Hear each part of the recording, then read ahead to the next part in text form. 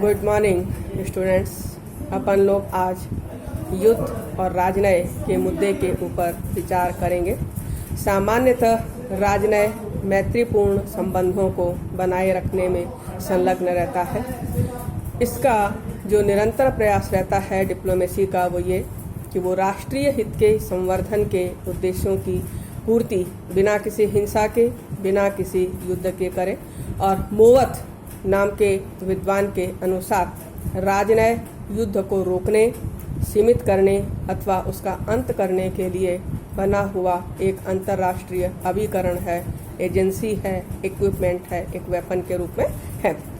इसलिए राजनय का जो मूल उद्देश्य है वह है विश्व शांति की स्थापना। अंतर्राष्ट्रीय राजनीति में ये मान्यता है कि राजनय के प्रयोग का प्रश्न उस समय भी उत्पन्न होता है जब किन्हीं दो राष्ट्रों के बीच संबंध कटु हो जाते हैं या फिर युद्ध की आशंका रहती है। अक्सर ये मान करके चला जाता है कि युद्ध राजनय की असफलता का द्योतक है, क्योंकि राज्य अपने उन उद्देश्यों को जिन्हें वह राजनय की सहायता से प्राप्त नहीं कर पाते हैं उसे युद्ध की सहायता से प्राप्त करने की चेष्टा करते हैं। इसीलिए यदि किसी भी समस्या का हल बिना युद्ध के हो जाता है तो उसे राजनय की सफलता मानी जाती है। अब क्या युद्ध और राजनय एक दूसरे के साथ जुड़े हुए हैं? युद्ध और राजनय एक दूसरे के विपरीत हैं या एक दूसरे के पूरक हैं? इसको लेकर के अलग अलग विद्वानों की अलग अलग मान्यताएं हैं।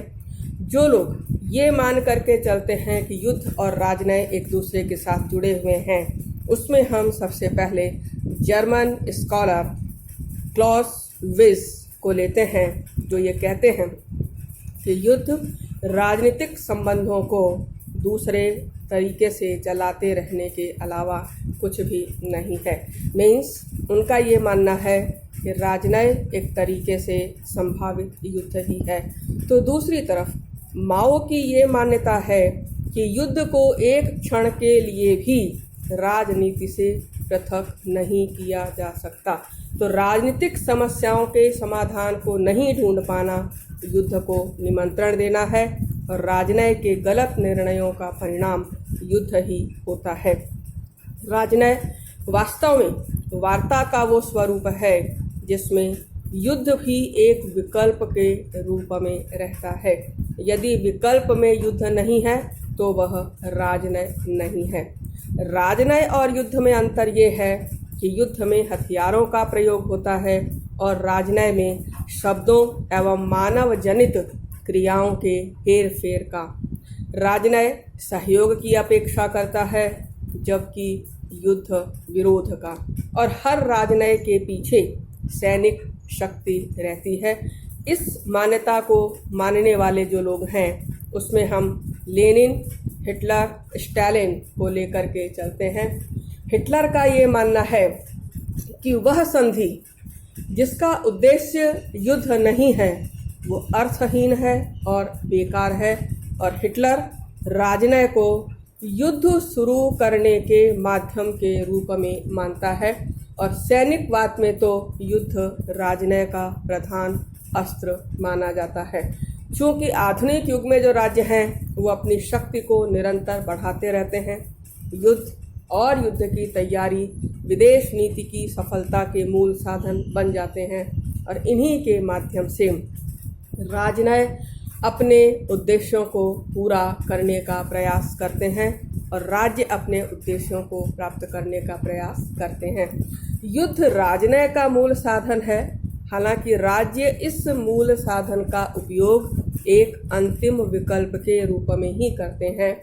ये जरूर है कि युद्ध का जो भय है वो राज्यों का सही मार्गदर्शन करता है, और कभी कभी राज्य अपनी डोमेस्टिक डिस्टर्बेंसेस को अपने गृह क्षेत्र में स्थायित्व को लाने के लिए, तनाव को शांत करने के लिए, अस्थिरता को समाप्त करने के लिए ऐसा करते हैं। इसमें पाकिस्तान का उदाहरण लिया जा सकता है। युद्ध के द्वारा अपने लक्ष्यों की प्राप्ति नहीं होने पर युद्ध समाप्ति के लिए भी युद्ध विराम की वार्ता भी राजनय का ही एक कार्य है। तो राजनय अपने उद्देश्यों की प्राप्ति शांति के साधनों से करता है, शांतिपूर्ण तरीकों से करता है, वार्ता के माध्यम से करना चाहता है। मॉर्गेंथो के शब्दों में हम कहें तो ये कह सकते हैं कि जिस राजनय का अंत युद्ध में होता है, क्योंकि राजनय अपने प्राथमिक ध्येय में शांतिपूर्वक साधनों के द्वारा राष्ट्रीय हित को प्राप्त करना चाहेगा, वो असफल रहता है। इसको लॉर्ड वेंसीशर्ट के अनुसार ये कहा गया है कि प्राचीन राजनय का उद्देश्य राज्यों में शांतिपूर्ण संबंधों को बनाए रखना था। एक बार युद्ध प्रारंभ होते ही राजदूत अपना सामान बांध करके घर चल देते थे। ऐसा ही कुछ विचार हार्टमैन का है, जो ये कहता है कि जब राजदूत कार्य समाप्त करता है तो सेनापति का कार्य प्रारंभ हो जाता है। Where the diplomats leave off the generals begin.